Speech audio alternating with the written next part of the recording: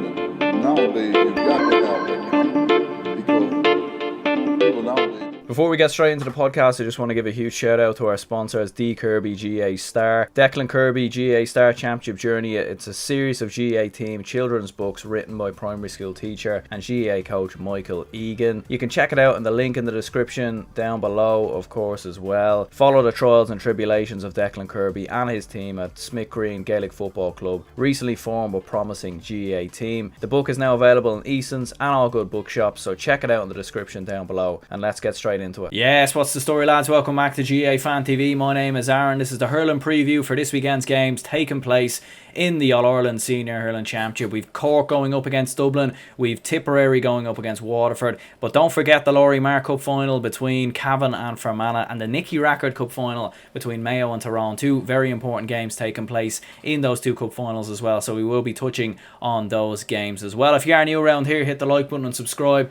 We do a number of previews, reviews, match reactions, fan interviews, podcasts, player interviews, absolutely everything, and I do very much appreciate, all the recent comments and all the people that have subscribed over the past month or so. The channel is doing very well recently, and I do very much appreciate it. So if you are new around here, share it out to as many people as possible, continue the growth of the channel. But without further ado, let's get straight into it. Now, before we dive straight into the action and break down this weekend's games, of course, taking place in the All-Ireland Senior Hurling Championship, it was in fact confirmed yesterday that Joe Canning has retired from senior inter-county hurling. He's retired from the Galway Senior Hurlers following that defeat to Waterford that happened last weekend. Joe Canning was speaking with the Board Gosh Energy 2021 hashtag Hurling to the Core Media Day, and he said, I knew it was going to happen this year, I just don't think it was going to be Saturday evening. If you go into a championship game expecting not to win, you might as well not tog out in the first place. I had nothing prepared. Everyone dreams about a lovely way to go out, and in my own head it was going to be 22nd of August winning an All-Ireland. Ultimately, the wear and tear on my body has reached a tipping point. I want to be able to train the whole time and offer the same as everybody else. I've had a few serious injuries over the past few years. When you are nursing injuries, you can't get a good run at it, particularly this year in the league with my thumb. The hamstring went, my finger, my heel. I don't want to be there as a token gesture, being part-time. I want to offer the same as everyone else. I don't want to be there on reputation.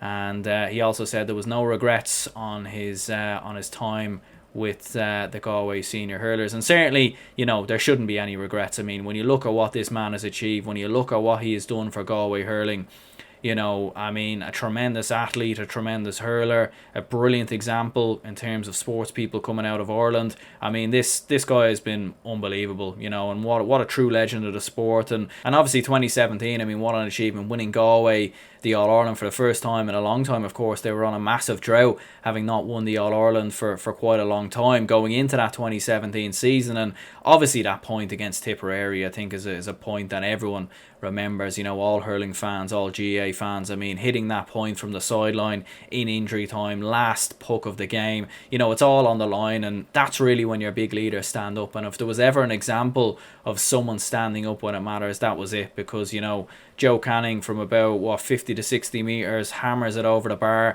an instinctive hit. I mean, he didn't even have any space at all, and he'd no authority to go from goal or to go for a point from there, but he did put it over the bar.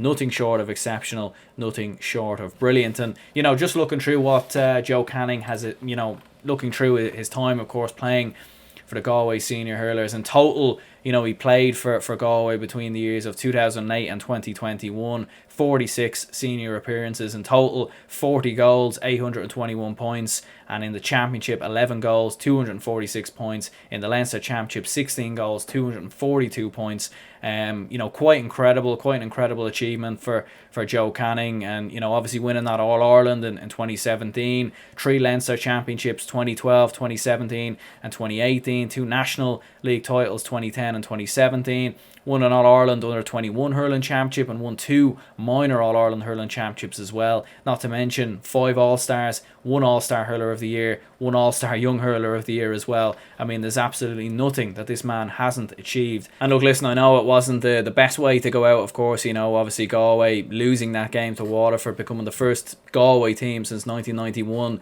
to finish a championship season winless. But look, listen, this guy owes nothing to nobody. I mean, he's achieved everything there is, and he'll go down as one of the greats, one of the all-time greats in hurling. There's absolutely no doubt about it. So Obviously not the best way to go out from his point of view, and I did actually listen to his interview on Off the Ball earlier. Interesting enough, he didn't announce his retirement there. He actually was asked at point blank range, was he thinking of retiring, and he said he wasn't sure. So whether he just didn't want to give Off the Ball the exclusiveness of retiring, I'm not too sure, but it was an interesting interview, and he did actually speak a lot about injuries and the different problems, of course, that were happening with himself, obviously having played since 2008 and obviously playing for Portumna for quite a long time as club. So we'll move on to this weekend's action, and I suppose first of all you've Waterford going up against Tipperary in the first of the All-Ireland Senior Hurling Championship quarter-finals. This will be a very interesting game. I mean, Waterford were fantastic in that win against Galway, and like what we were saying, from a Galway point of view, obviously very disappointing to lose that game, and certainly a lot of improvements that will needed to be made for Galway going into 2022. But for Waterford, it was exceptional. It was the vintage Waterford from last year. That was the Waterford that we all loved to see, and that was the Waterford that went on to get to an All-Ireland final and really impressed under Liam Cahill. And I think to show that response, from this is the thing that's impressed me the most about Waterford. And to be honest with you, that win over Galway, in my opinion, is probably the most impressive win from Waterford in Liam Cahill's reign. And the reason why I say that is because last year it was the first year under Liam Cahill. They were playing this brilliant hurling. It was a new style, new players coming into the team like Caleb Lyons and Desi Hutchinson. They were the unknown quantity, and teams couldn't really figure them out. They were playing this very vintage attacking hurling, completely different to some of the other Waterford sides that we'd seen before. And obviously this year it hadn't really been working out as well as expected from Waterford. I mean, a few good results in the league, but obviously in the championship so far, quite underwhelming, you should say, against Clare, against Laois. They barely scraped over the line, and in this Galway game they really stood up and they really got back to that form. And it can be such a hard thing to do, to really kind of turn it back on again when you hadn't been doing it in the previous games. And the likes of Caleb Lyons, brilliant again. Jamie Barron coming back into the team, he is so important for this Waterford side, undoubtedly one of the most important players in this Waterford team. And if he gets ticking, if he produces his top form, undoubtedly he can be one of the best hurlers in the country for this Waterford team. And Desi Hutchinson getting back on the ball, contributing, the way they were moving the ball was just absolutely brilliant. And look, listen, Tipperary are one of them teams that sort of play in phases. They have really good moments, like in the Clare game, for example, where they really kicked on when Clare went down to 14 men. In the Limerick game, they were brilliant in the first half, but in the second half, absolutely horrendous. So, Tipperary seem to have really good moments and then really bad moments. And if Waterford are on this, if Waterford produce that same form against Galway, they could really give Tipperary a bit of a hammer in here. Waterford could win this game quite comfortably. And it's a weird one because I feel like Tipperary will probably go in as favourites. Waterford haven't actually beaten Tipperary in the championship since 2008. I think Tipperary have won the last 6 or 7 meetings, and Tipperary seem to have a bit of a voodoo over Waterford in the championship. They seem to have beaten them quite comfortably over the past couple of years. Obviously there was one drawn game in there, but generally speaking, Tipperary have had Waterford's number. It's kind of a similar situation with Galway, like we were saying before, where Galway have a lot of aging players, they have an aging squad, and Waterford just very much took them to the cleaners. And Tipperary is quite similar. They've been very loyal to the likes of your Shamie Callanans, your Nolan John McGraths, your Bubbles O'Dwyer, these kind of lads. And look, listen, they obviously won the All-Ireland in 2019. This is a team that knows how to win big championship games, that knows how to win All-Irelands.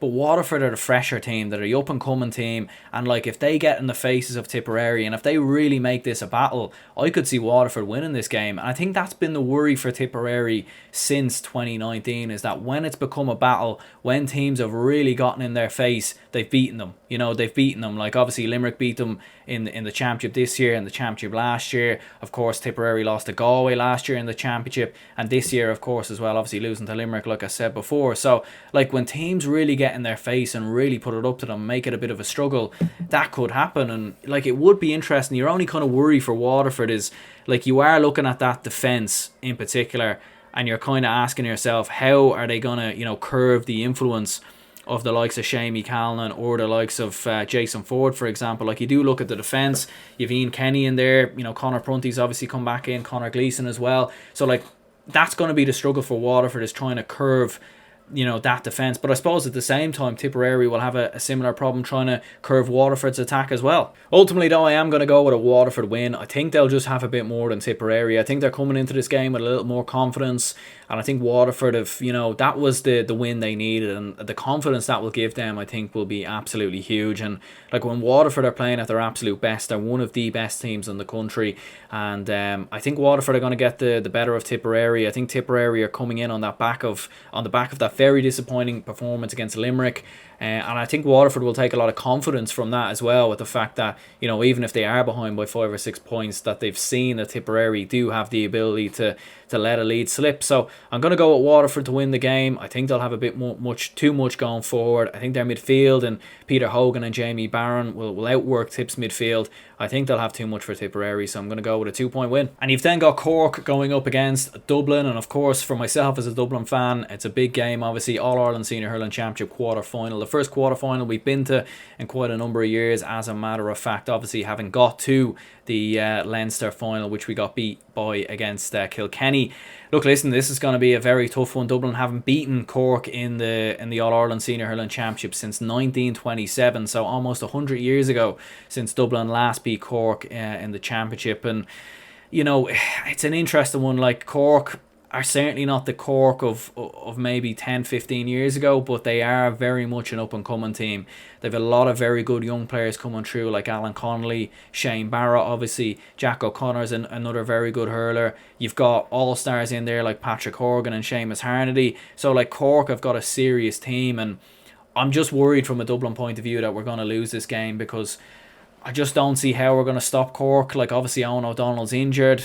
There was a bit of a COVID crisis in the Dublin camp as well, so a lot of the Dublin lads will have only been able to get back to training this week.